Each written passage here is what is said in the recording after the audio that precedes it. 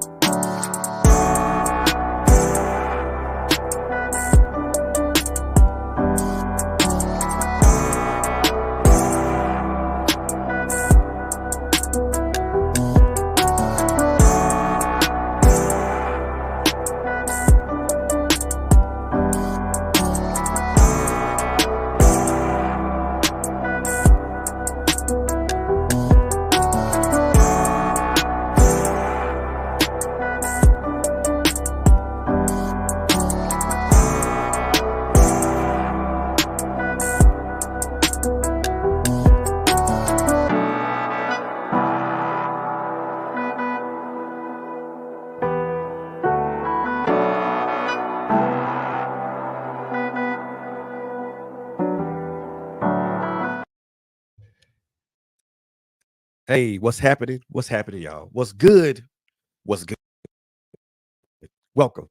Like I said earlier, before the show started, welcome to Man Cave Conversations. This is a show where we, as men, have these conversations and we talk about them, but we talk about them and we talk about them. This is a solution-based type show. We talk about it. Yes, we gonna talk about a problem, but we also gonna try to offer some solutions.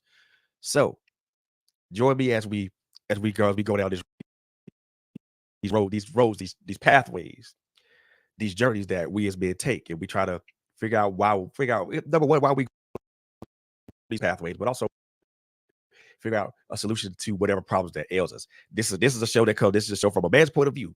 Now, don't get me wrong, women are invited, and you guys have your point of view, but primarily, this is a safe space for us as men to talk about Lord knows whatever. Because trust me, we need safe spaces for us to communicate and for us to talk. First and foremost, thank you guys for did. If you guys are watching from, if you guys are watching, however you guys are watching from the YouTube, from our YouTube channel, from our Facebook channel, If you guys are watching this on Twitch, thank you so much for tuning in. Thank you so much for being here. Thank you so much for just tapping in with us and wanting to have this conversation with us. Yo, don't be afraid. Don't be afraid to meet us in the chat and ask questions, or better yet, offer comments. So, without any further delay, I got some friends now. Before we get into this, the first time that I had this conversation, it was a monologue, and it didn't feel right to me, because even though I brought out some excellent points and some excellent things like that, it was a monologue, and I didn't want it to be a monologue. So I got some friends with me today. I got some friends with me tonight, and we're gonna have the same conversation I had last week. But now I got some friends with me, and now we're gonna have a real conversation. Now we're gonna break this down, and then we go talk about it a little bit more. Whatever we don't get to tonight was definitely gonna be a part 2. So most definitely tap in with that. So without any further delay, let me bring my guy, the guest that I have up here. First off, I got my man TB Scott, my brother Scott Randall, and my man Frankly Speaking. Gentlemen, first and foremost, I want to tell y'all, thank y'all for being here tonight. Hey, what's happening? Thank y'all for being here tonight. Thank y'all for allowing yourselves to be open for this conversation today. I appreciate that. Thanks for having us on here. Yes, sir. So, hey, anytime. The reason that we're having this conversation, look, y'all. The reason we're having this conversation is based upon, I think everybody who's anybody saw this, is based upon the interaction that T.I. and his son King had a while back. And King said he stand on business. Okay, cool. That's all right. I think all of us know what should happen with that child after that point. But we'll get into that in a little bit. But prompted a bigger question for me. And the question really is, what do we stand on as men? That's the bigger question, but it prompted smaller questions. And those are the questions that we go get into. Those are the questions we go get into right now. So without any further delay, let's hop right into it. So the first question I want to discuss tonight, man, and any one of y'all can hop in at any point in time. So the first question I want to talk about tonight is principles. Are we standing on true principles, or are we standing on a bunch of bullshit? So any one of us can go. Any one of y'all can get in, and we'll just start off that way. I'm gonna say it all depends on the man, because every man got his own. We all got different backgrounds. We're all raised different ways. You know, every man has his own set of principles that he stands on. Like back in The Wire, when Omar says he never pulled his gun on a working man, and Bunk told him every man got to have a code. Every man got to have a code. It's just that, what is your specific code? I think in a situation like with T.I.'s son, he's on the new era, nigga, of what business is, and we don't know what that business is. They just standing on anything. But what is your personal?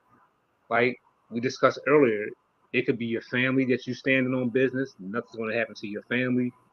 You standing on business when it comes to your career and your way of life. Or you can stand on some bullshit, but that's an individual question you gotta ask individual men, because everybody stands on their own square. Supposedly. Yeah.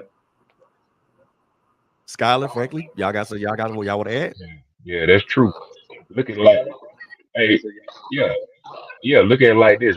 Break it down. You know what I'm saying? Standing on business. You gonna stand up for something, or you gonna lay down for anything.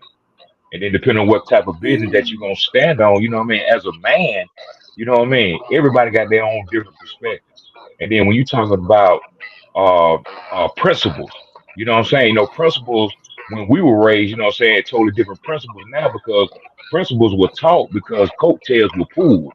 You know what I mean? Coattails ain't being pulled these days, you know what I'm saying? Because, you know what I mean, a lot of young cats these days, you know, you can approach some, but you can't approach others because you know what I mean, fear has been set not only through society but through social media. Yeah, for sure. What you got, Skylar? True that. I agree. Like TB Scott said, you know, it really depends on the individual of the man. Now, me personally, how I value men, I believe men are valued based off the foundation that they was built upon on. And I think their principles and their morals are also, it testifies against whatever foundation that you was built on. You know what I'm saying? Prime example, like for me, I grew up in the hood, but I knew God as well. So I had a choice. Right. I had to choose on which foundation was I going to settle on, because at the end of the day, whatever foundation that you stand on is going to get tested, just like a house, right? Just like a house get tested. If a strong storm or tornado, you stay in Oklahoma or anywhere, it's going to test the foundation of that house. And if that foundation is weak, then your house going to fall. So my thing is, whatever foundation that a man stand on, he have to make sure that it's a stable foundation. Because if not, it's going to be tested, just like gold. You know what I'm saying? Like you said, your coattail gonna get pulled.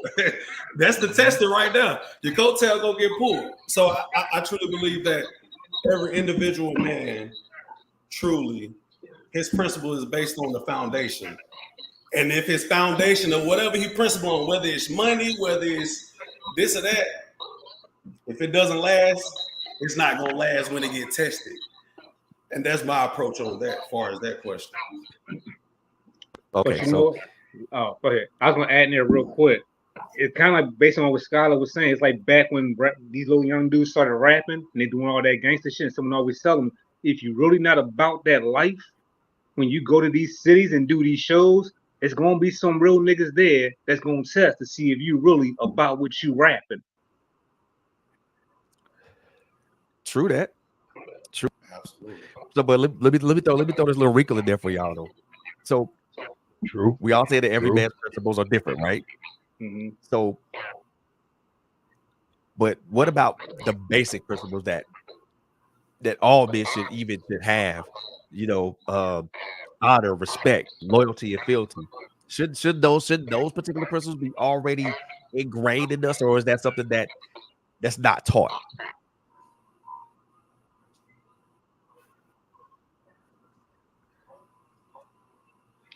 Well, you know, you break down, you know what I'm saying, you're talking about loyalty, man. You know what I mean? You're talking about really testing the waters with some of these cats out here, whereas, you know, I'm going to say it just like that, man. For the water said, you know what I mean? You never taught bread to birds and you never taught cheese to rats. You know what I'm saying? So you got to watch your association, man. You got to watch your circle.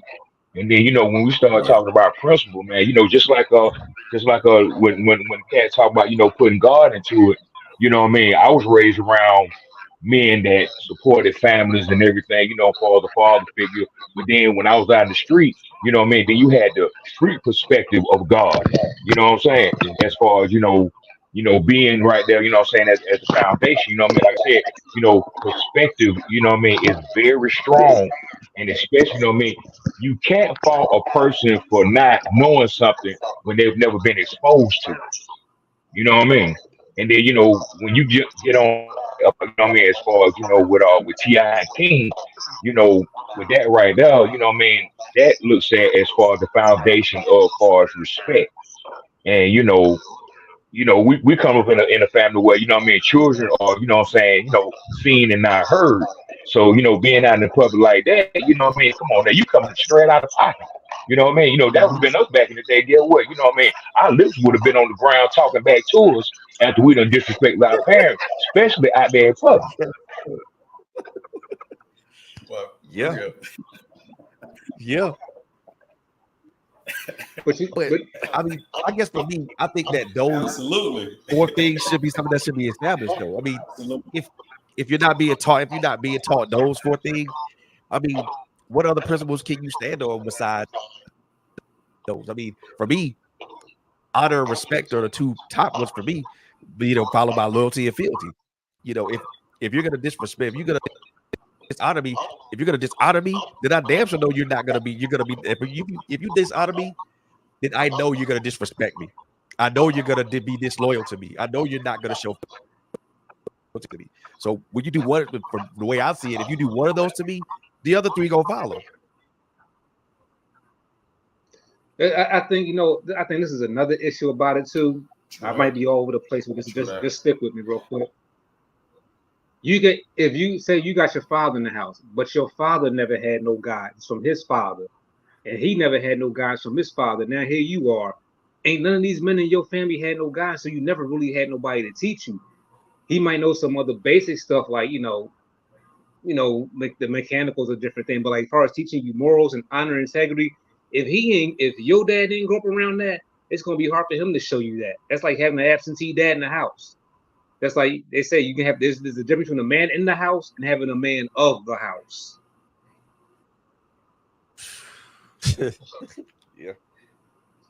I don't know if that made sense. I was just wondering how it came out. That's true. You know what I mean? You looking at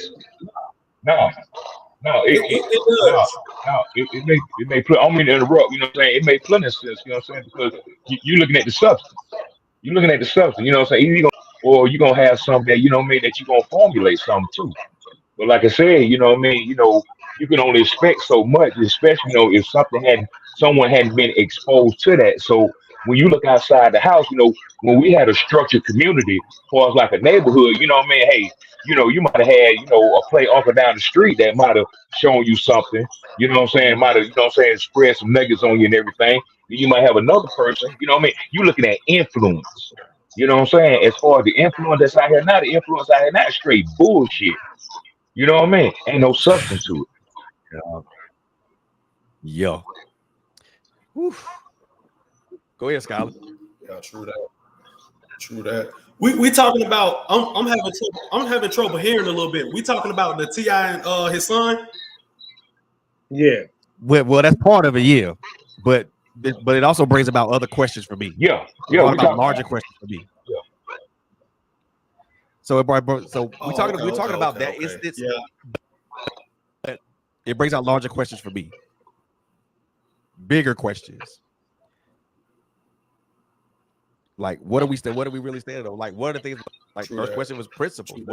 What type of principles are we standing on? Are we standing on the ones that we were taught as men, the ones that our fathers and our grandfathers taught us, that were taught that their fathers taught them, or are we standing on ridiculousness?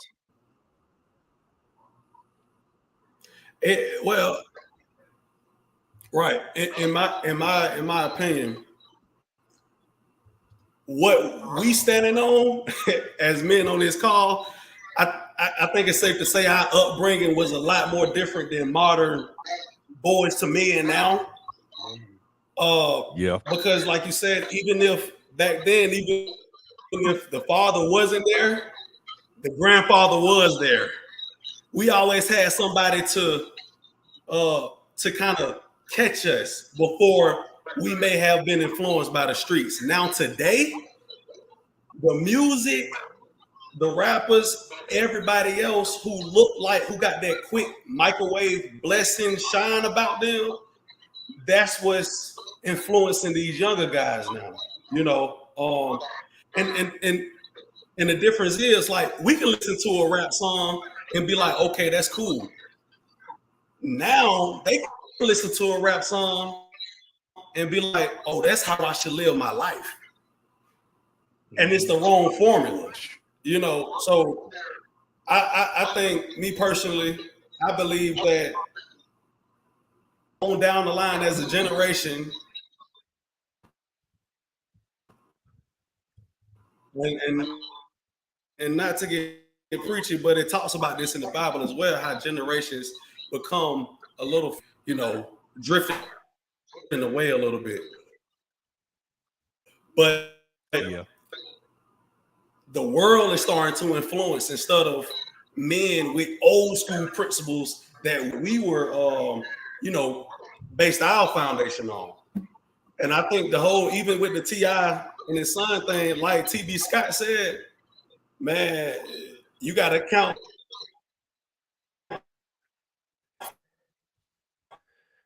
We don't know if T.I. had his daddy around either.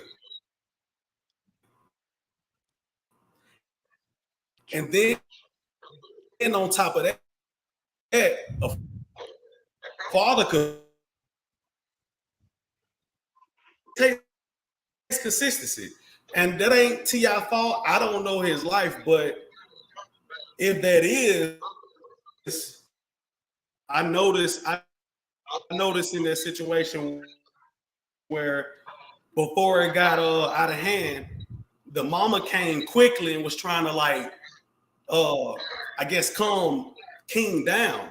So that let me know, all right, she coming, she trying to de-escalate it. They both trying to de-escalate it. Because like bro said, it is he was like, you embarrassing your family. But I think that's a lack of just being instructed, like on principles, respect, certain things. I think it was missing because of the lifestyle that T.I. had to have. He was busy. He can't really control that. You in demand, you know what I'm saying? He could control it, but he still got to feed his family. So I agree with T.B. Scott when he said, it's kind of hard to be something you was never taught. I agree. I agree. It's did any of y'all see the situation that happened with this rapper named D1 and Rick Ross and Jim Jones? Are y'all familiar with that situation? I saw that. So basically, even what he said with that, I agree with that. I'm a Meek Mill fan. I didn't see that. Oh, Which basically, he was basically saying, how these rappers today, they got an image to uphold. Like you got Meek Mill, you're the face of prison reform, and then your songs you out here talk about putting a bag on somebody's head or doing this, and this. You're sending conflicting messages, and a lot of the kids today, they don't understand. A lot of these rappers today are millionaires. They're not doing this shit that you think they're doing. You know what I mean? It's like Future. You come to find out Future doesn't even do lean, but he promotes it in his music. And the kids say that they don't know no difference. They think it's real. Nope. That's true. Jeez. That's true. I saw that. You can go back in the 90s. Spice One exposed that. You know what I'm saying? Talking about studio gangsters. Mm-hmm. No, I'm saying, you can go back into the 90s when Spice One exposed about studio gangsters. You know what I mean? You're portraying a lifestyle, you know what I'm saying, through your lyrics, even up to now, as far as, even with the Young Thug tribe going on, they trying to use his lyrics and everything as far as, depicting real life. You know what I'm saying? So, we don't know what goes on, you know what I'm saying, when the cameras shut off, you know what I'm saying, at the end of the night, you know what I'm saying? But what is shown before us, just like, going back to the actual footage, you know what I mean, when they were going back and forth and everything, you know what I mean? Somebody could have easily cut the camera off, you know what I'm saying? But they proceeded to let it play on, you know what I'm saying? And when they did that, you know what I mean? I'm like, shit, y'all clout chasing. You know what I mean? But you got a status that you have to uphold as far as, you know what I mean, you making this amount of money and you being this influence on people. Yeah. And somebody had to be accountable, at least responsible enough to turn the camera off and let that situation hash out, like from child to parent, instead of letting it roll on like that. And I agree with you, Frank. Somebody should have had the responsibility or the account, at least the wherewithal to turn the damn camera off and say, hey, look, and be like, let them hash this out as father and son and mother and son, and not let this be something that's for likes and clicks and shit.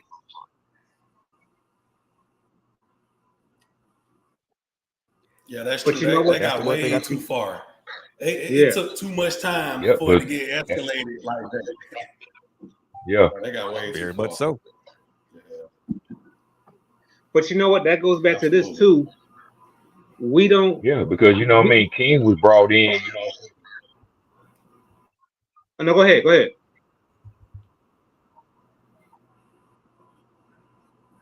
Can Go you ahead, hear me? Frank. Yeah, Oh yeah. no, okay. No, No, now I was gonna. go ahead. Now I was gonna say like today, and what's his name? Sterling. He brought it up earlier. We don't discipline these kids no more. I had this woman I used to work with. She used to always had to come and call, leave work early because her son was always doing something. They had no man in the house, and like the job was on their last straw with her and things that her taking off to go deal with her son. And I told her in the car, I'm like, listen, you might want to go ahead and get your son under control, get him around some other males because you're gonna keep letting him do his little shit out here in the street, and it's gonna be a nigga out here that's not gonna give a fuck about your son being a kid. If he gonna want to play a grown man game out here in the street, they gonna do him as such. So if you don't get him in check now, the streets gonna get him, and you don't want nobody in the streets who don't give a fuck about no kids to get him. Yeah. Go ahead, Frank. Damn. Yeah. Yeah. Just like these women don't. Hey man, that's true, but you know what I mean. It take two to tango. Mm-hmm. You know what I mean? And us being adults, man, you know what I'm saying, being parents, you know what I mean, there's no instruction book to that, as far as the mother and father, you know what I mean, have to, come to a medium, you know what I'm saying, a collective medium, you know what I'm saying, for that child, you know what I mean? Because me, an example, I'm a girl dad, you know what I'm saying? And a lot of people tell me that, man, oh, it's so hard raising girls and such and everything. But I can raise them to be decent human beings, but they still need their mother in order for them to be raised as a woman.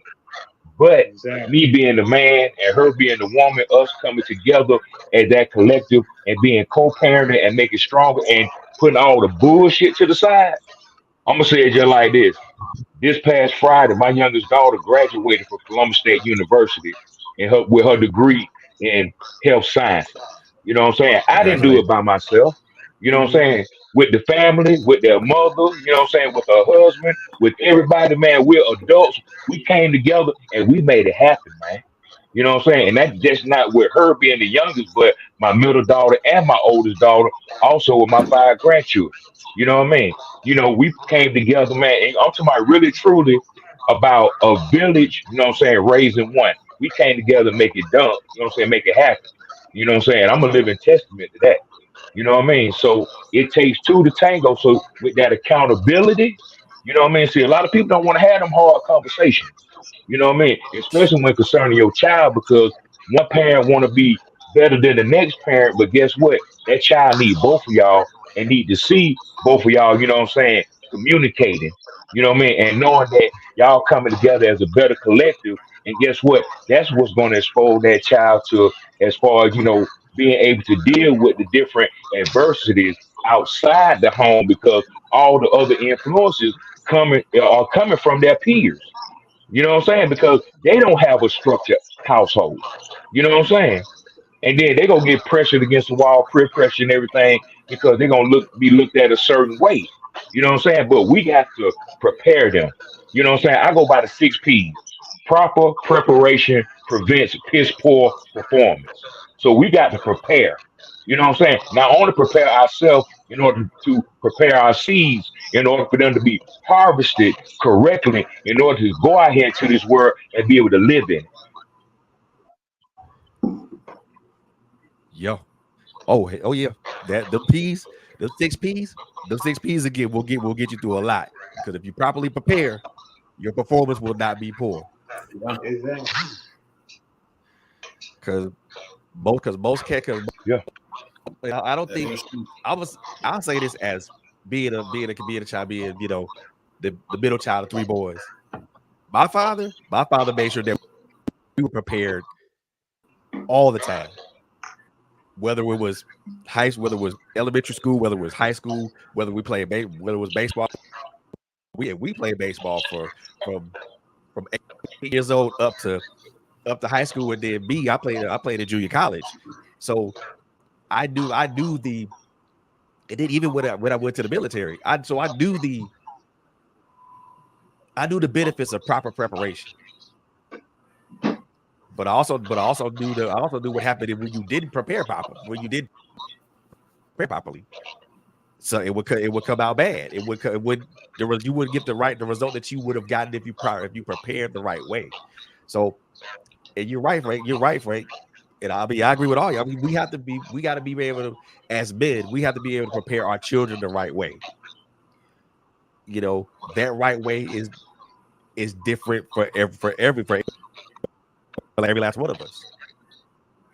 But I think it is based upon certain principles, basic principles that I think we all, to the very least, should have been taught. Some of us have been taught that, some of us weren't taught that.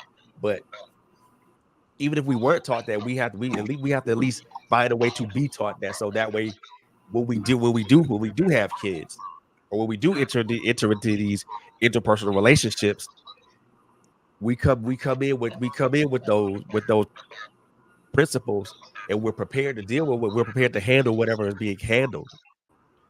You know what I'm saying? Because, like you said, Frank, proper preparation prevents poor performance. And I don't know about y'all, but I want to be prepared all the time.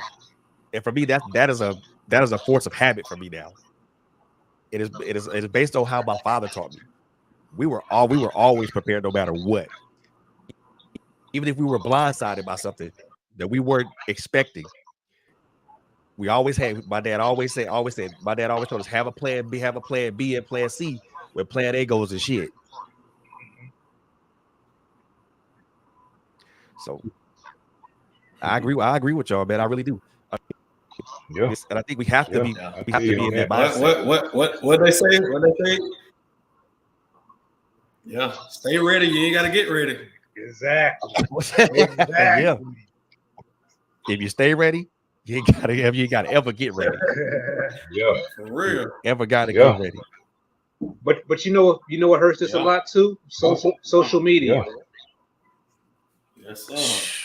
Yes. It's funny that you talk about that, Troy, because me and Frank were talking. Well, you know, with social media, you know, we could be whoever we want to be.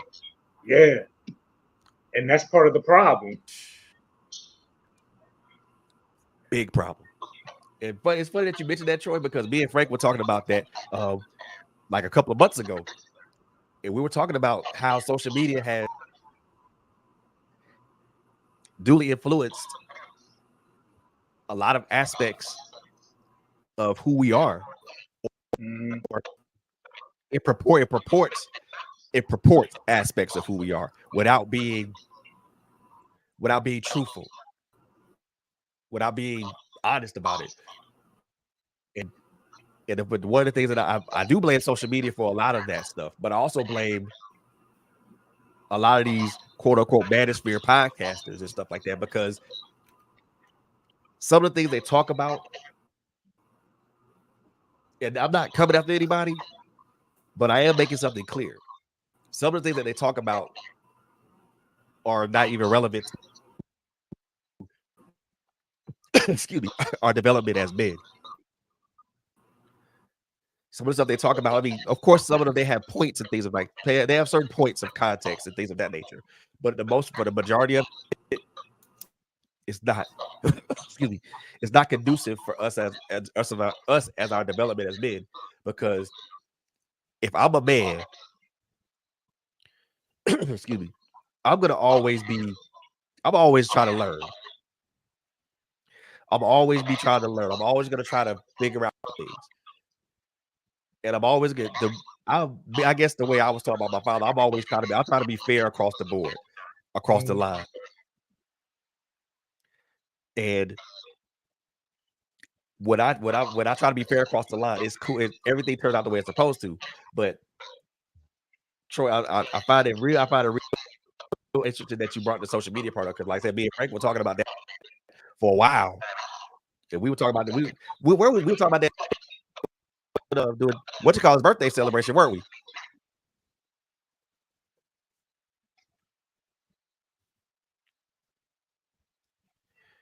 Yeah, doing Straps EP release. And the point that you made. Can you hear me? Brother. Yeah. Yeah, we were talking about doing Straps EP release, and us as black Yeah, and then looking at social media, being portrayed a certain way, it is totally different from the black men that we surround ourselves with or that we may come across. You know what I'm saying? Just acknowledgement alone, give us that upper hand, give us that alliance. And come on now. I'm not, I don't know where you come from, you don't know where I come from, but guess what?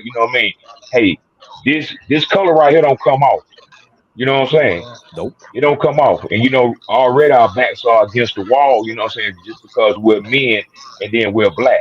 You know what I'm saying? So, what I mean? It's systematically already set against us. You see what I'm saying? So, hey, we have to, keep that bond strong and regardless of our differences, far as social status, far as financial status, far as family status, we have to keep that bond strong and be able to have those conversations with each other. Yeah. You know Yeah, what? we And gotta and, have and, it. and just adding to what he's saying, it's like there's a war against black men out here. It's a war, whether it be in the real world, and it's definitely one on social media. And we as black men, we there are black fathers out there that's doing. First of all, let's just dispel the myth that black men don't be in their kids' lives. That's a stupid stereotype because there's plenty of black men involved in their kids' lives. But we got, like you said, we're standing on business. What are we teaching our kids? And more importantly, what are we teaching our sons? You know, it could be simple stuff like showing them how to fix a car, showing them how to do this. Like you talk to these white kids, they got these memories of what their dad showed them how to do. These kids today have no memories of their parents showing them any fucking thing. You know what I mean? You got some that do show their kids, but it's like, man, what are they teaching their fucking kids? Like I had old heads around me, but I didn't have like a lot. I don't know nothing about. If you ask me to fix a car, I don't know nothing about fixing the car because I never had nobody show me that. I know how to do some other stuff, but we as men, especially black men, we got to get in there and really get in there and show our sons. We got to get in there and show our daughters because a daughter is going to pick a guy if she's around her dad. Depending on how her dad is, she's going to pick a guy like her dad. You know what I mean? But if her dad is thoroughly in her life like that and brought her up on something, she's not gonna let no jokers in her life because why? Her dad was the measuring stick. She saw what her dad and her mom went through, and she's not gonna let these jokers come here. I remember one time my nieces, True. somebody came to pick my nieces up one time, and you know how niggas nowadays they just honk the horn and don't even come to the door no more. She goes running to the car. I'm like, where are you going? She's like, my friend. I'm like, no, no, no, bring your friend here. I said, I don't ever want to see you run for the ho honk. She said, what's the ho honk? When a nigga don't want to get out of his fucking car and honk his horn and you come running out the door like a dizzy bitch, that's the ho honk. Because a real man that wants to see you is going to go to your door. He's going to knock on your door. He's going to make sure you get to the car safe, not sit in the middle of the street and honk for you. And you come running out the door like a dizzy hoe. Yeah. Yeah. That's hard to come by, bro. I mean, Hey so man, that's a cold piece. it is, Yeah. yo. Cold It is. piece.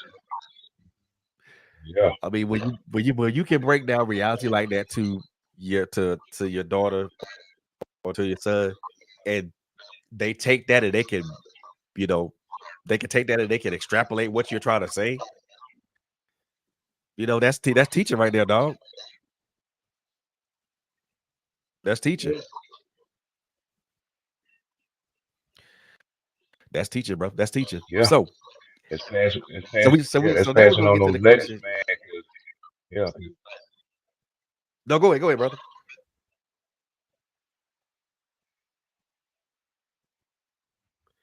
No, go ahead. So one of the things. So the question the question I want to, and then this is the burning question that I asked the last time when I was on, but I answered it, but it didn't come out right to me. You know what I mean? So remember when King said he stood on business, right? Mm-hmm. So the question I'm asking us as men, if we are standing on business, whose business are we standing on? Whose business are we standing on? there's a lot of things there's a lot of ways we can break that down. There's a lot of ways we can break that down, but I'm gonna let y'all go in first. So it don't matter. One of y'all can go in, and we'll get it cracking.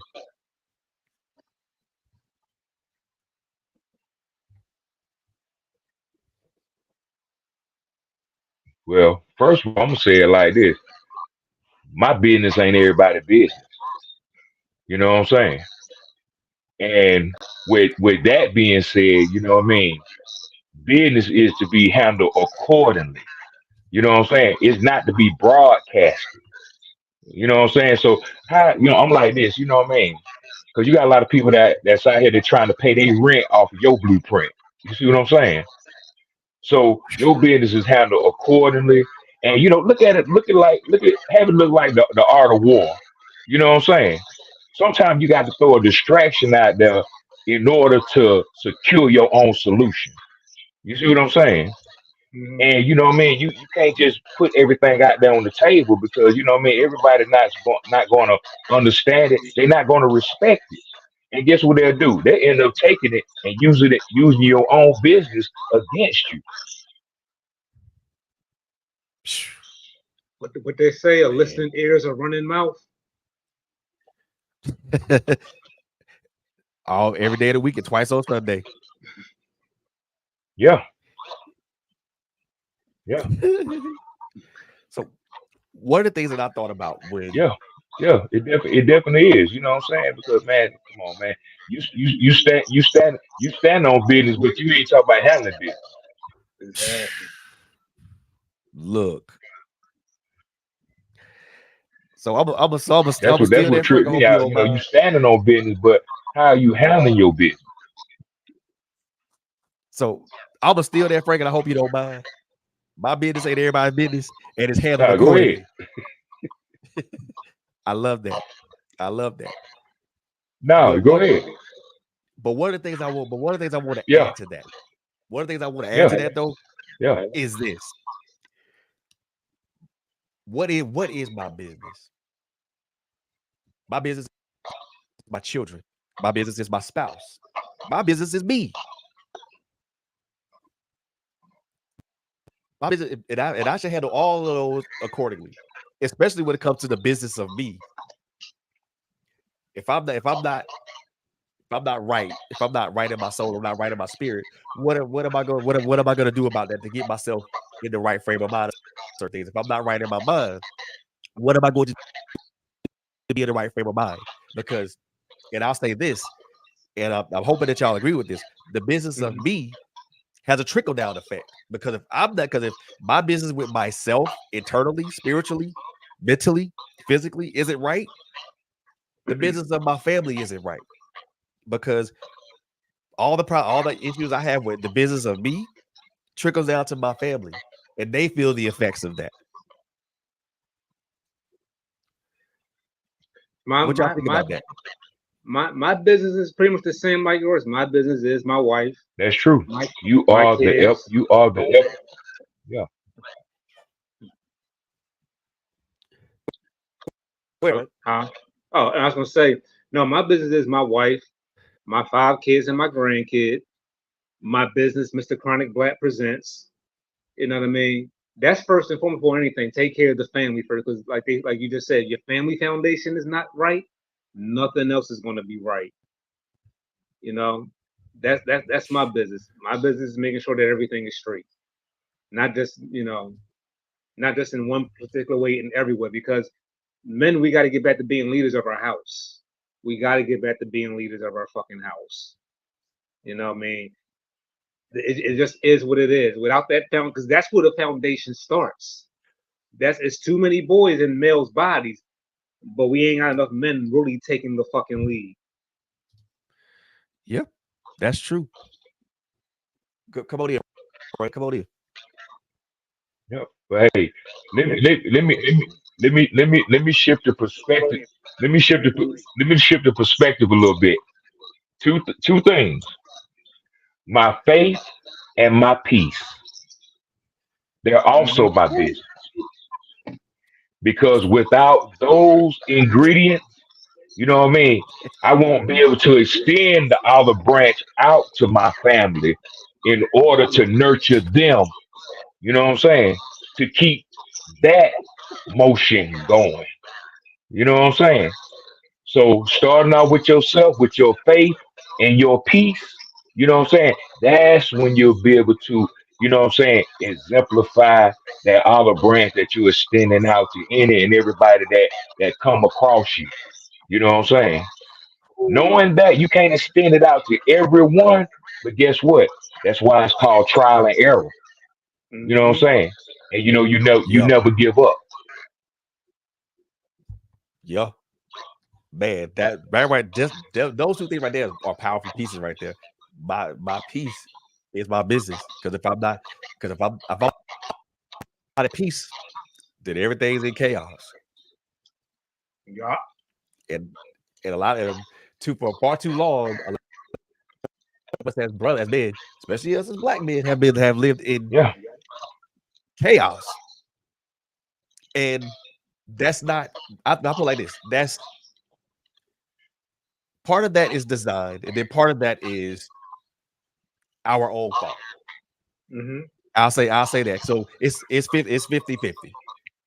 The 50% that's designed is the socio-political malfactors that still affect us as black men.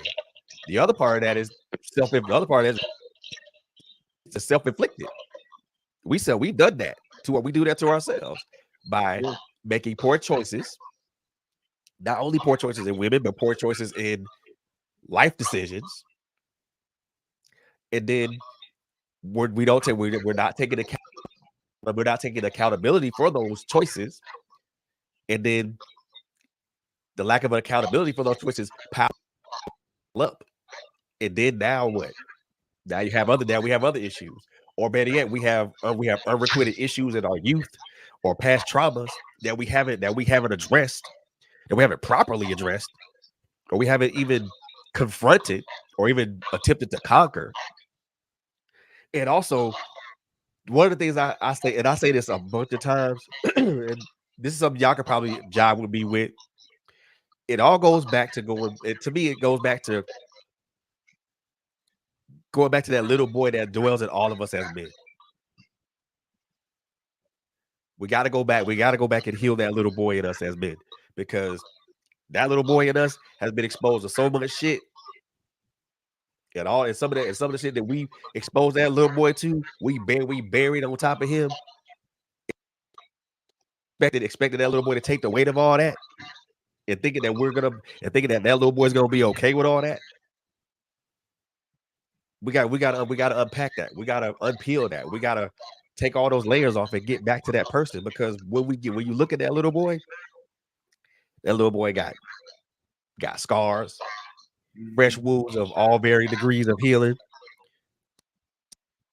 tear stains, blood stains, all kind of stuff. And how do you deal with that?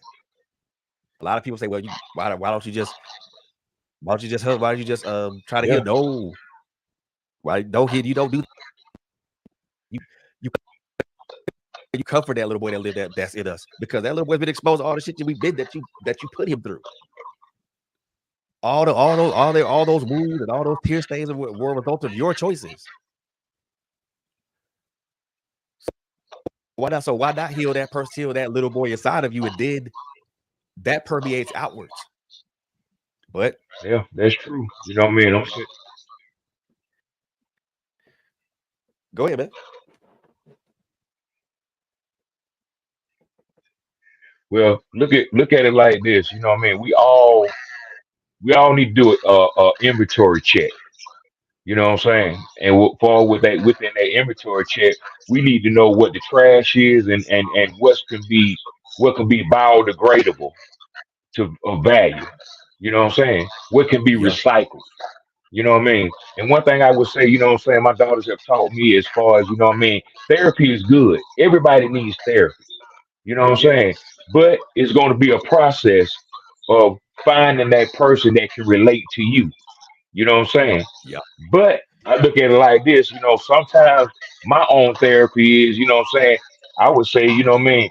It's the therapy of within the men that I have within my circle. You know what I'm saying? Because we relate to each other and we're able to break down everything that we're going through without any judgment. You know what I'm saying? And with that right there, you know what I mean? Hey man, look, just let it loose. Look, there's no boundaries. You know what I mean? And look, we're gonna be here, you know what I'm saying, for each other. And you know what I mean? Because hell, you know what I mean? You have to go through a process to, for professional therapy and everything. But sometimes you have to use the ones that within your community, like I said, within your circle, you know what I'm saying, in order to break things down. Yep. You know what I mean? You have to decompress, you know what I'm saying, the bullshit that you've gone through. You know what I'm saying? But it's some people out there that may recognize it, may not recognize it, but guess what? You might be healing that person too in the same sentence. You know what's crazy? Man. And you said at the beginning of your show, Fred, for the Man Cave intro, this is a safe space. And a lot of men today need a safe space.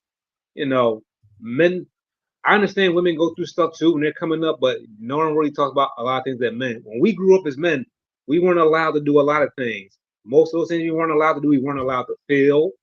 We weren't allowed to cry. We had to, as Denzel say, we had to man up, nigga, every 5 fucking minutes. So when shit happens to men, because we don't have that safe space, we don't have the safe space to talk, we bottle all that shit up. And no one likes it when all that shit that's been bottled up in the man spills the fuck out.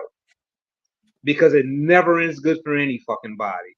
But if men don't have a safe space to talk, and men don't feel like they're being understood, they feel like they're being heard, yeah, you're just doing more psychological damage. And social media is doing a damn good job of helping the fuck destroy men's heads up even more. Because now if you look at social media, you feel a man's worth is only in his pockets, in his dick. I don't never hear none of these women saying what kind of characters they're looking for in a man. It's all he got to make this amount of money, he got to fuck me like this, and he got to pay all the bills. I can't do half. None of these hoes are saying they want a man of morals. They want a man that stands on some actual business. They don't want that. Your worth is in your bank account. If you let social media tell it. Nope. I say nay. I say nay. Because that is a disingenuous assumption, number one. It's not towards you, TB. It's not towards you. It's toward what you're saying. That's a disingenuous assumption. It's assumption based upon no fact. Because if that's what you wanted, because that's what you wanted, then you will be going after the people that have that. Mm-hmm. But then you realize that those guys have standards and have morals and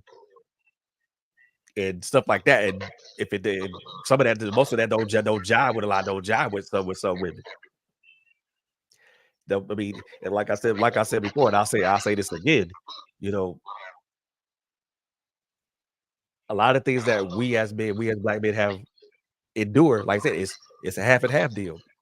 Half of it is the social malfactors that are the social political malfactors that go against us daily, and then the rest of it is us. Lack of proper choices, lack of direction, lack of seeing things and people who they are as opposed to what they can give us or what they present to us.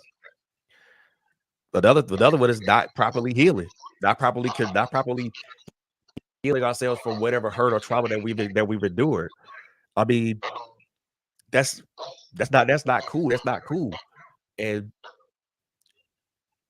like you said earlier, Troy, safe spaces have to be this is a true space, because it doesn't matter, because it don't matter to me. We can talk, we can laugh, we can cry, we can have those emotional bonding moments, and it's cool.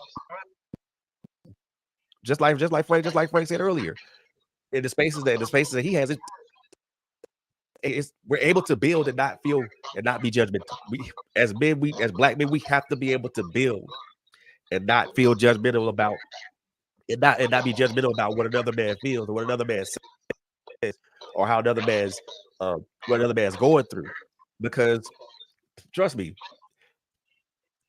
every struggle that I've been through, I'm pretty sure you, Frank, have experienced it. I'm pretty sure you, Troy, have experienced it. And every struggle that y'all been through, I'm pretty sure that I've experienced it in some shape or form. Why not take that knowledge and build off that?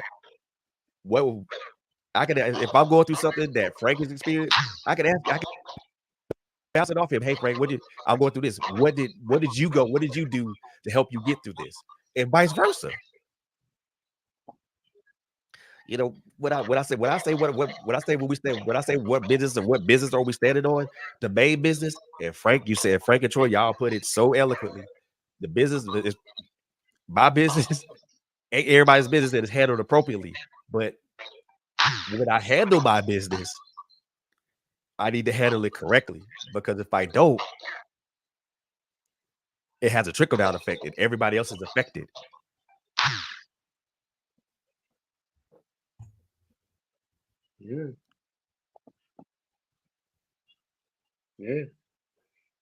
Yeah. And I'm talking about, man, it's sad to a point where, you know, man, a lot of people wanna speak on things, but they've never experienced it. You know what I'm saying?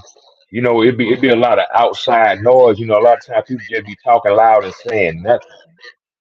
You know what I'm saying? Just to sound good. You know what I'm saying? Might Yeah. not have even experienced what you've gone through, but give you some type of opinion input. And guess what, man? I'm talking about, it can lead you straight to a brick wall. Yeah. And who the hell wants to run to a brick wall? Shit, not me. Not me. But you know what though, guy? But you know what though, Nah. Frank? To your point, we find ourselves running to those brick walls all the time because of lack of knowledge, because of lack of safe spaces, also the lack of just being able to trust one another with a burden. So we do run to those brick walls. And what makes it hard is that I know, well, I can only speak from my own experience. The minute I run into a brick wall, I'm Yeah. not reaching out to nobody else. Because the minute I hit that brick wall, not doing it. Because at that point, if I don't get hit, this is a bad habit of mine. This is a bad habit of mine. If I don't get help within a specific time frame, then I'm just gonna throw it away. I'm just gonna throw it away. Because for me at that time, if I don't get the help, it wasn't really important at that moment. So I either circle a file it, or I'll just put it back in a further. Yeah, but see that. Supposed to reset my mind. Go ahead, bro. I'm sorry.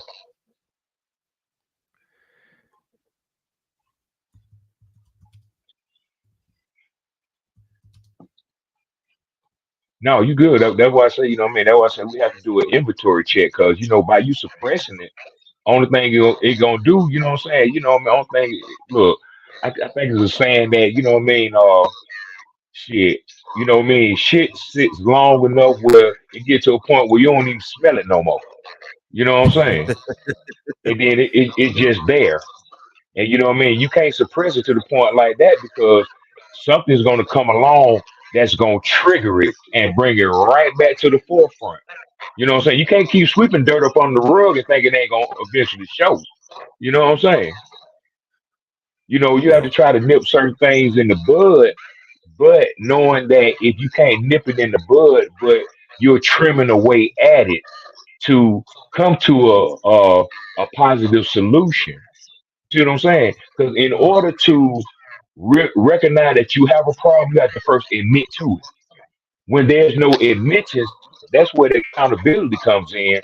And you know what I mean? You're not gonna get no type of resolution towards it. You know what I'm saying? Exactly. Facts. Straight facts. And that's something I have to learn how to be better at. You know, instead of just kind of burying it and not addressing it or dealing with it per se, I have to be better of just kind of just when it happens, allow it to happen and then deal with it accordingly, then handle it accordingly. So I have to be better at that. So that's me. I guess that's me. But again, I hate I guess one of the things that I don't like. I don't necessarily like to hear all the time that someone says I stand on business. Well, what the hell type of business you stand on, bro? Is it the business of you, the business of your family? Is the business of your peace and your prosperity? What business is it? Because if you just go give me the textbook answer that I'm standing on business, and I ask you a direct question, and then you still say you stand on business, then you're not standing on anything.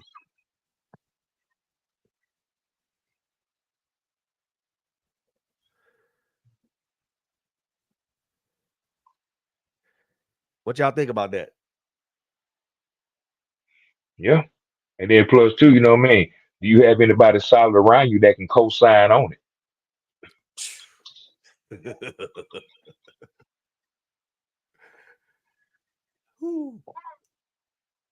Influence is real out here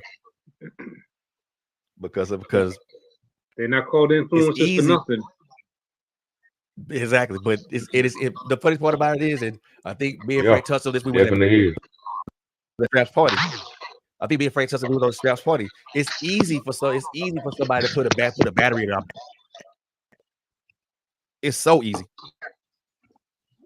especially as a black man. It's so easy for a woman or some other dude to put a battery in our back. Just for us to get tossed up over something that could have been readily avoided. Mm-hmm. Yeah.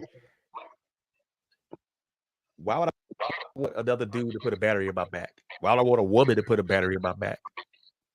Yeah. Just you know what I'm saying? We can't live our lives on the edge all the time. No. Yeah. If Yeah. I can't, You can't live your life on the edge all the time. You know what I'm saying? You have to, be able to circumvent, things that are going on around you, because guess what? That's what's gonna trigger you. Yeah. Ty. Get out of my head, bro. Get out of my head. Please get out of my head. Stay out of my head, bro. I don't know. I think one of the things, like I said, it's a lot, man. It's a lot for us as men. We already have enough going on as black men. We already have the tremendous weight of the world on our shoulders. Not to mention the way there's fathers and grandfathers or husbands. But we also have the weight of working, dealing with the outside influences. I'll tell you about the outside and the inside influences. The influences that we always come against when we outside, and then the influences that we come up against when we're inside. And the conflicts and battles and battles that both of them ensue.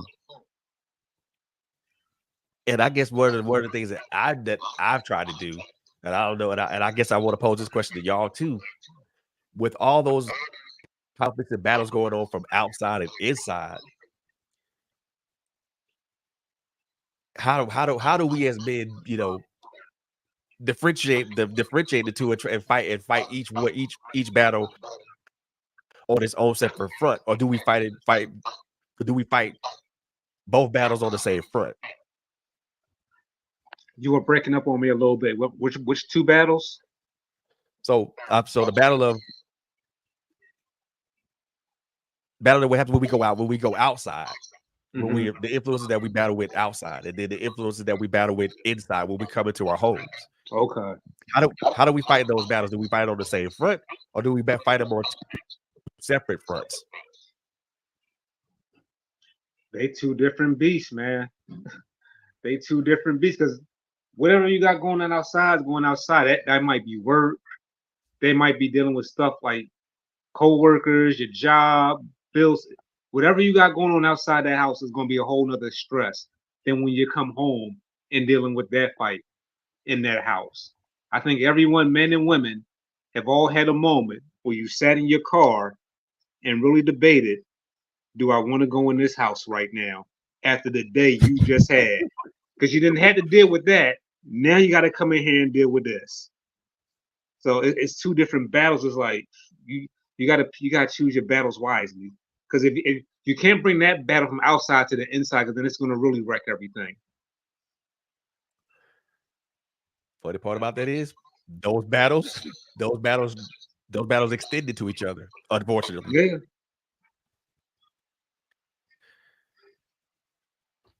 So how do we deal with that? With those two fronts extended to each other? That's a tough one. Got any ideas about that, Frank?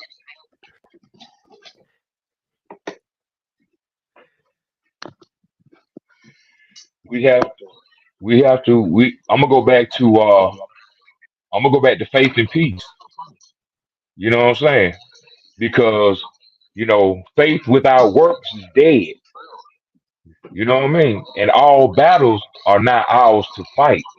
And we have to realize when those are not our battles to fight. You know what I'm saying? Because the tongue is a very powerful weapon.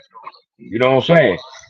And sometimes we just need to use our eyes, our ears, and keep our mouths closed. You know what I'm saying?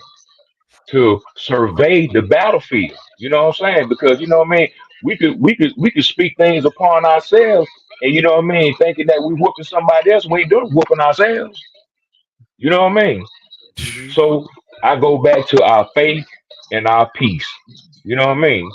Because a lot of times, man, the battle is of the creator and not ours, because we can't fight everything. We can't fight everything all the time. You know what I'm saying? And us being the men, you know what I'm saying? Hey man, look, we gotta be mediators at times also. And we also have to look in the mirror and check ourselves. You know what I'm saying? Because what we may think may be the problem might be staring us right in the face. You know what I'm saying? But we have to realize that by taking accountability. Lord have mercy, Jesus. A whole word right there, son. A whole word right there.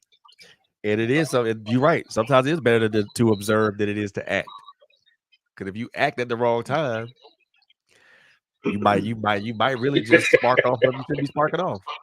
Yeah. You gotta know what you're walking into. I'm pretty sure y'all can believe. I want to know if I walk in. I want to know if I walk into a hornet's nest before I walk into a hornet's nest. Yeah. It's like this.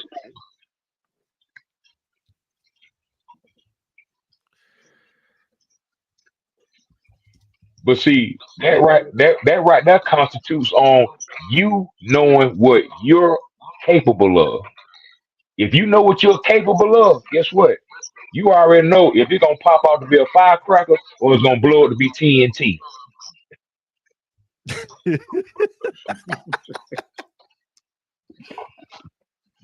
Yes, sir. That is the difference between a big explosion and a small one.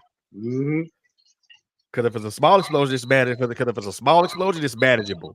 But if it's something big, nope, it's not manageable.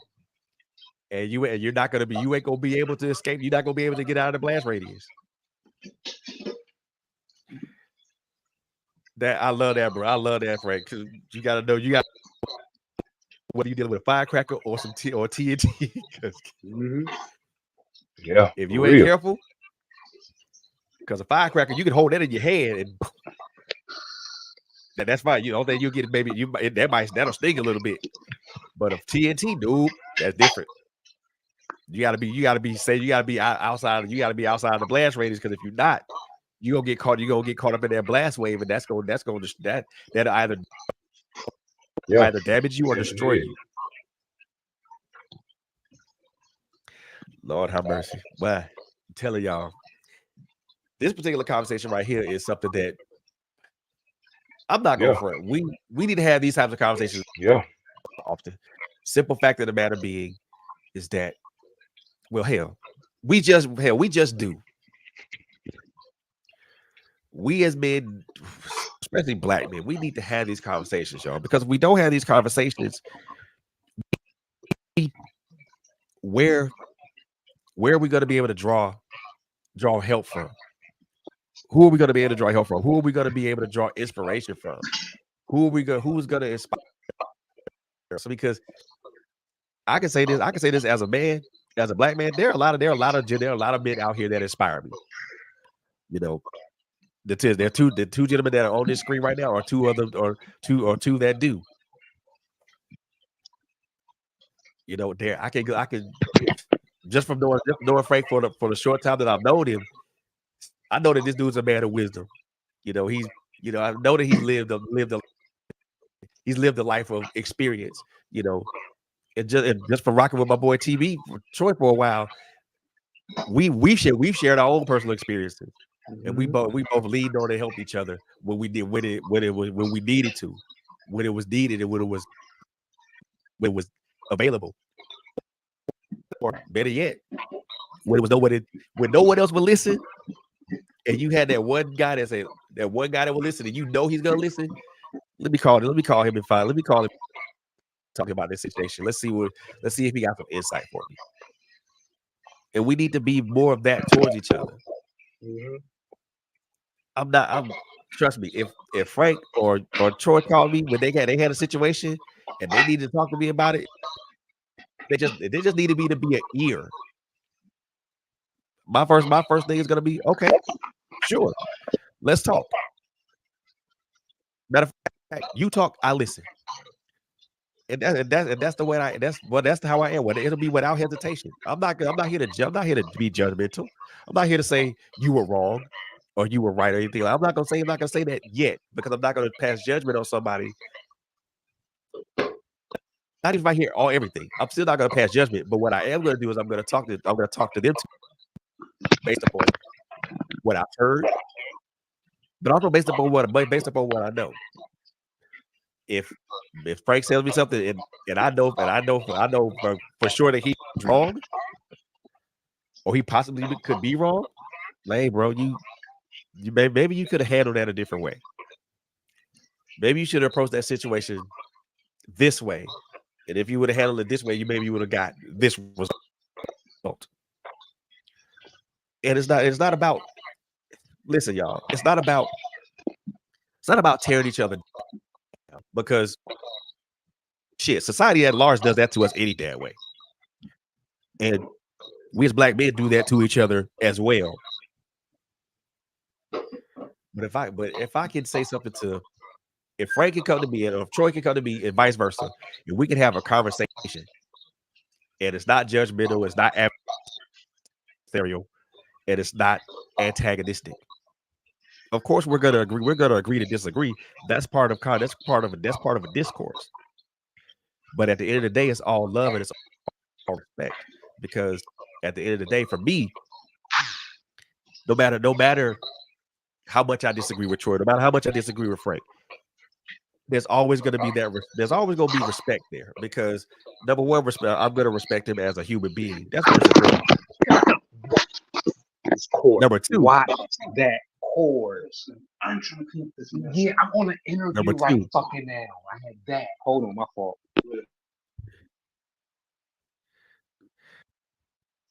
Number one, like I said with Frank, number one, I'm going to respect him as a human being.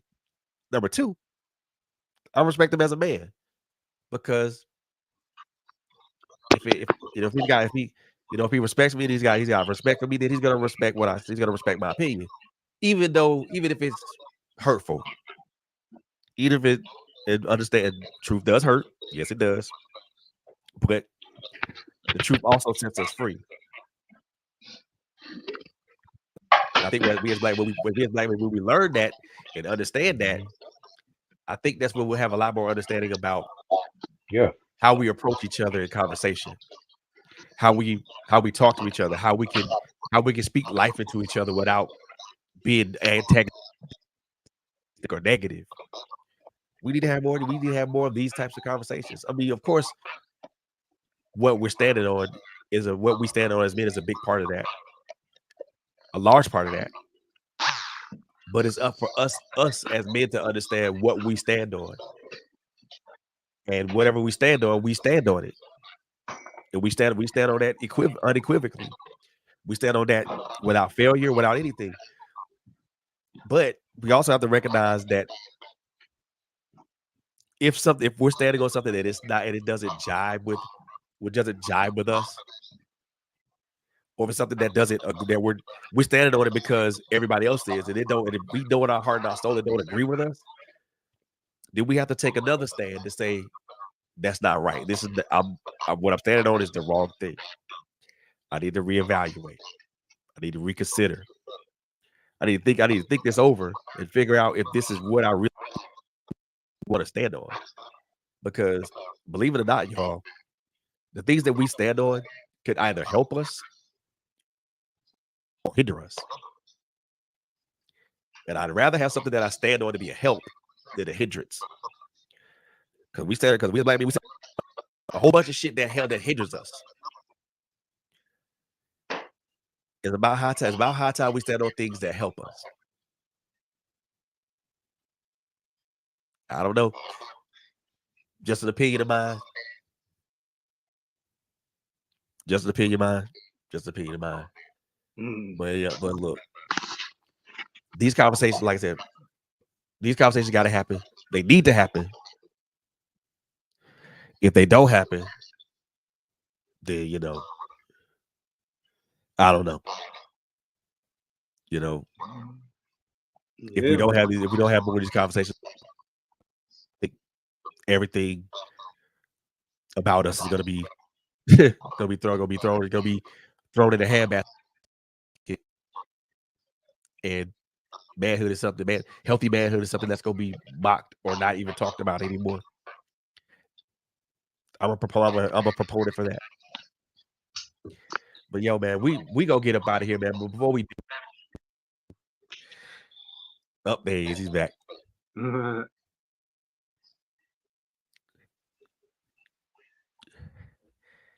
There he is. So, but yeah, man, okay. We back up and running, man. Yeah, there we go. But yeah, man. I'm like, so before we sign off and we go back to our lives and stuff like that. I want both of y'all, you and Troy. I want y'all. Well, first, I'll start with you, Frank. Tell everybody who you are, where they can find you on social media, as well as give the brothers on that's watching this something positive they can roll on. They can go on. That'll help them get through not only tonight but the rest of their week. Well, I say it like this: one day at a time, one moment at a time. And also, when you look in that mirror, tell yourself that you love yourself. Because if you don't love yourself, you're not going to be able to love anybody else. You respect yourself. You know what I mean? You are a good person. You are a decent man. You know what I'm saying? You are, heartfelt. You're respected, and that you're loved. You know what I mean? Keep that positive affirmation going. And then, you'll start watching certain subtle things start to change. Because, everything starts with you. And then it trickles out into the world. Because if you don't have anything positive that you can pour into yourself, you're not going to be able to pour into anybody else. Boy. Yeah. Come on, Troy. I know you can top that one. I can't top that one. I can add to that one though. But it's just like basically be you. Just be your authentic self all the time. Don't do nothing to impress nobody. People, they either gonna fuck with you or they ain't. People already got their minds made about you. Live in your truth, man. Live in your truth. Don't worry about nobody else. If 18 people say this is the right way to do it, and you see for yourself that it's wrong, Die on that hill, stand on that.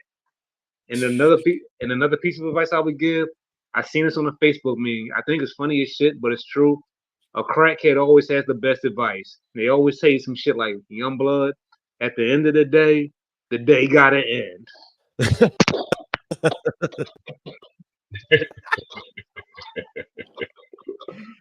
I agree with that, and I think I'm just gonna add to that now because as we get ready to roll out here, one of the things that I look at, and I look at this a lot, is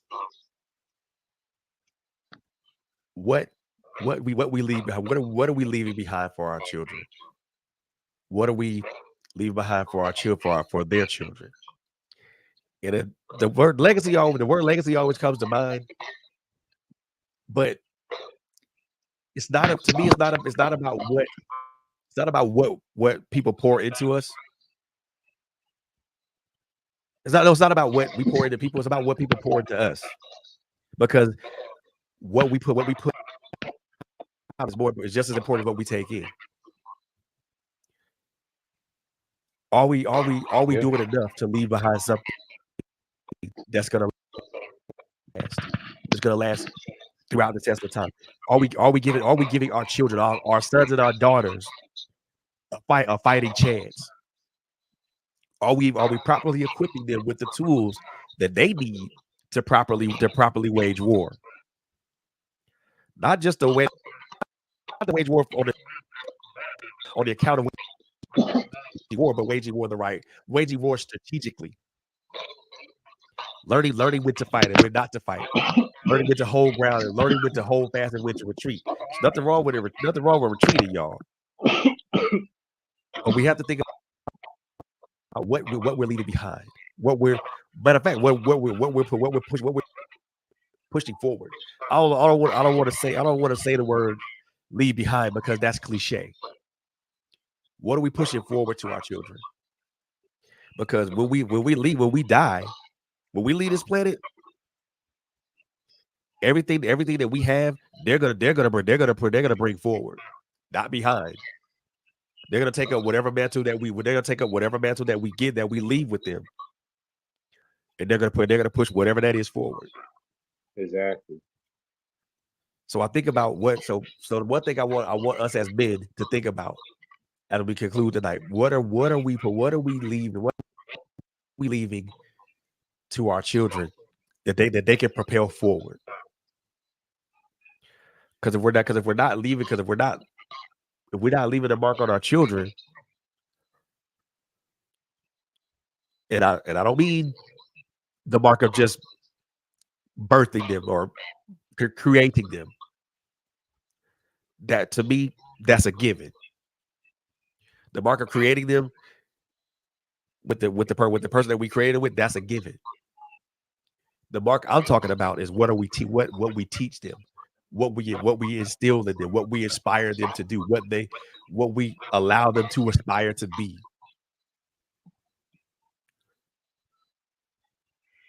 Well, let me add this point to it.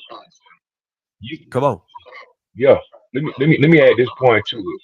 You could reciprocate a victory, or you could replicate a tragedy.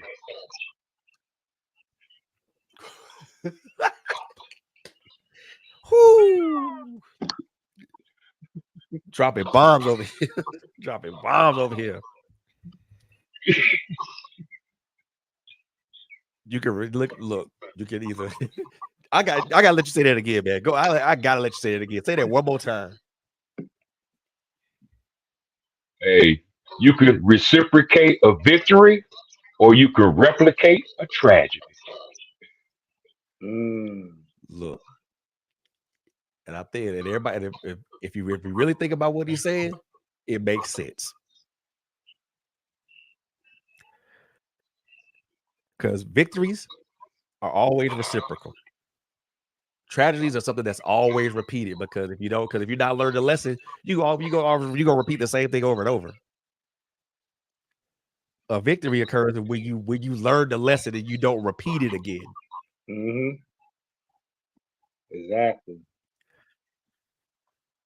Tragedies happen when you don't learn the lesson. You keep repeating it over and over and over and over again. And I think we all know what that is. That's a circle of insanity. And I think, and one of the things that you made, that you brought, that you said with that statement right there, and it makes this abundantly clear for me right now, is that we as men have been living in this cyclical thing, this circular thing for quite a while now. We because we're told we can't feel anything, or we can't have emotions, or that we're not valued. We live in this cyclical thing, this cyclical type of this cyclical situation. And most of the time, we live in this situation too by ourselves, because we feel that we're not valued unless we meet certain conditions, or that our feelings or our emotions are valued because, well, you're a man. You're a man. It don't matter. You don't supposed to have no feelings, no way. And we as men have to learn how to break that cycle. Because if we don't break the cycle, one of the one thing that my man Frank said, we will continue to replicate tragedies. Tragedies of boys growing up without their fathers. Tragedies of black men and boys out here dying young. Tragedies of men deleting themselves because they feel that life isn't worth living because of where they are, where they feel. Those tragedies will continue to be repeated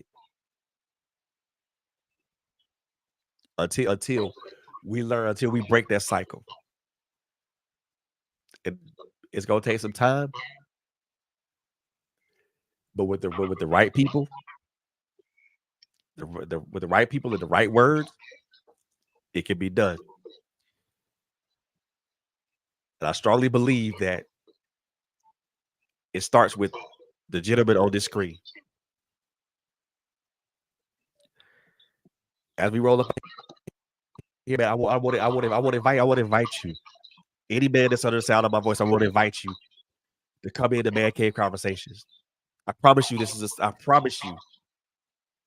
safe space for you to be your authentic self. This is a safe space for you to feel. This is a safe space for you to express what you feel. This is a safe space for you to be you without judgment. This is a judgment-free zone. Around here is love, is love and camaraderie. There's going to be correction, of course, because in order for us to grow, we have to learn to be corrected. And correction is not an easy process for none of us to deal with, or to handle, or to even endure. But it needs to happen for us to grow. This is a safe space for you to be who you are.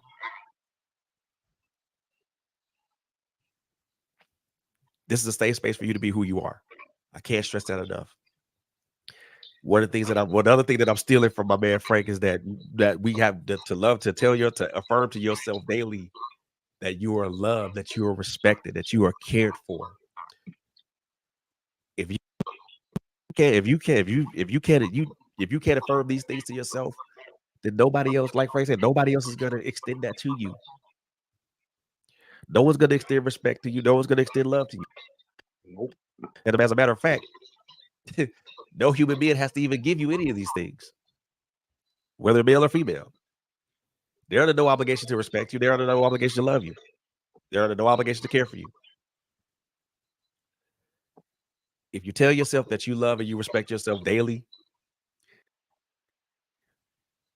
it really doesn't matter if someone says that to you or not, because you love yourself. And you love yourself enough to know that you are worth it. It's time for us as men to stop saying that we're not worth anything. Because trust me, we are worth it. We are worth everything. You want to know why we're worth it? Because Why we're worth it? Because we're worth it to our children, our sons and our daughters. We're worth it to our grandsons and our granddaughters. We're worth it to our spouses. We're worth it to our friends, to the friends and families that we keep, that the true friends that we keep close to us. And you're worth it to yourself. You owe it to yourself to love yourself. You owe it to yourself to respect yourself. You owe it to yourself to be authentically you. You owe that to yourself. To the very least, if you don't give any of that to any person in your lifetime, at least give it to yourself. Because at the end of the day, even though other people don't think you're worth it, you are worth it. You are worth it. I can't stress that enough. I want to thank my brothers, TB Scott and Frankly Speaking, for joining me tonight. Brothers, I truly enjoyed y'all tonight, man. Also, my man Skylar Randall, he had to hop off because of some connection issues, but I most definitely appreciate him for being on tonight too.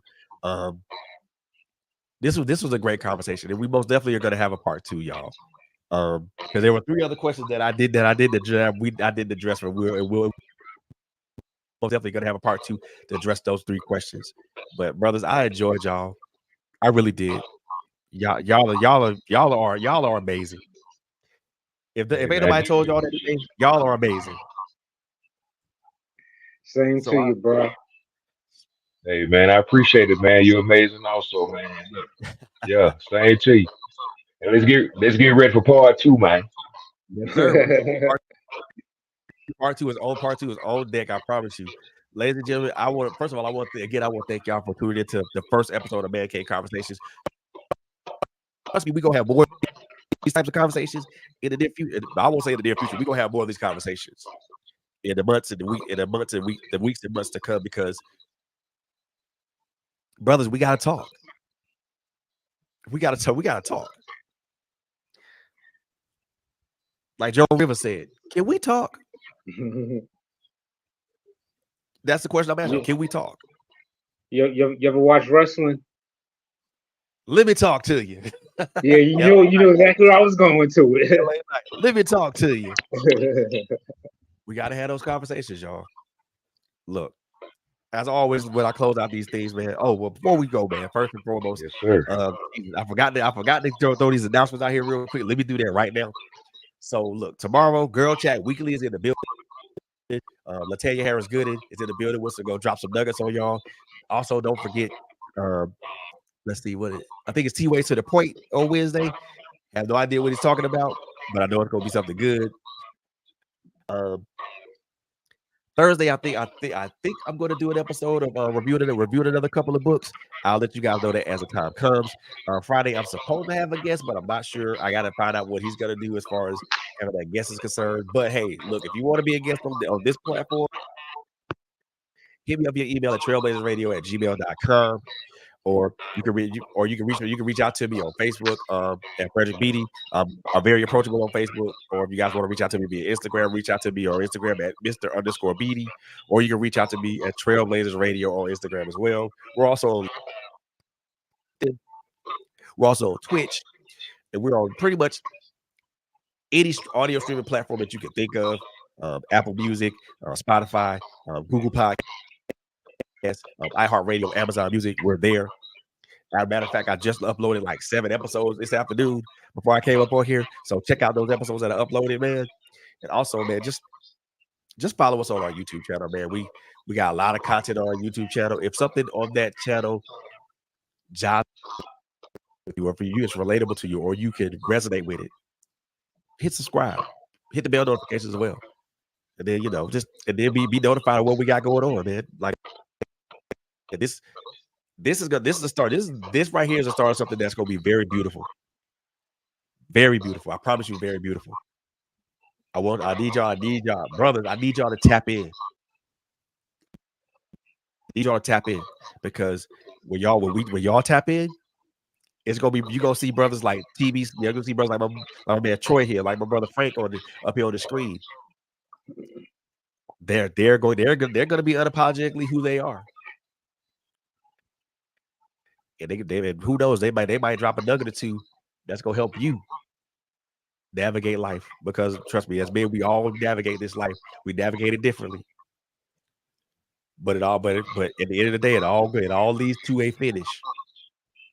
And how we finish, matter of fact, I take that back. How we start,